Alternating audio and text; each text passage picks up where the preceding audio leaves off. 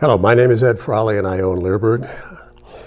This video is one of the 300 videos that we included in one of our recent courses that we did with a friend of ours called Michael Ellis. This is a sports skill masterclass online course that I'm talking about.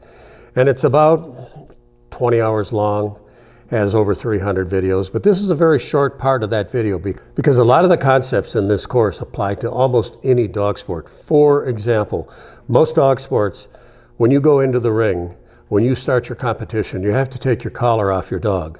And in this short little video, Michael's going to talk about how he trains and conditions his dog to really ignore the video. He doesn't want to create a signal for the dog that, okay, now we're going to go into competition. But I'm going to leave it up to him.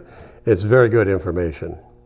The one thing that we have not talked about this week is, but you touched lightly on it, was preparing your dog for what are we doing? You know, you have a ready command. That's when we're going to, hey, we're going to go work. Mm-hmm. What's your philosophy on the types of collars? Like, do you start putting all the collars on the dog and that's telling them, hey, we're going to go work, and then the day of the trial there's no collars on? No, so the collars ideally should be neutral to the dog. So I have a ritual that I perform before I go out to train and before I go onto the field that I try to keep as consistent as possible, and I want that to be completely independent of the collars. So what we do a lot of is I put the collars randomly on and off the dog at times so that they don't ascribe any special meaning to them. They always wear the collars a significant time before I want to use them.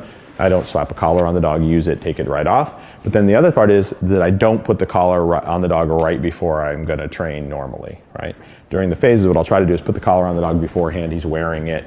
We go to train, I use it or don't use it. Sometime after training, at some random time, I pop it off the dog.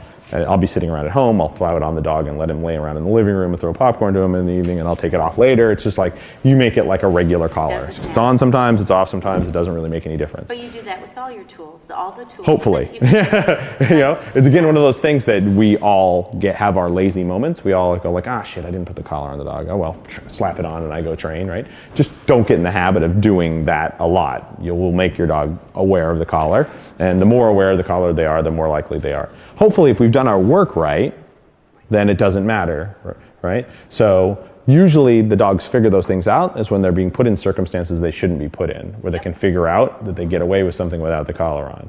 So people that enter trials when they're not ready, people that go to test their training before it's ready, and they take the stuff off, and they go, oh, that didn't work, and they put it back on the next session, the dog goes, oh, it's this, right? So normally I'm not trialing my dog until I've had numerous sessions where I haven't had to hit the button.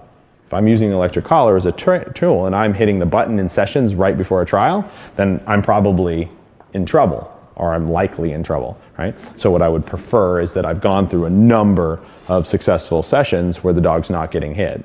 And then whether he has the collar on or not shouldn't matter too much, right? So we just want to be a little cautious about that stuff.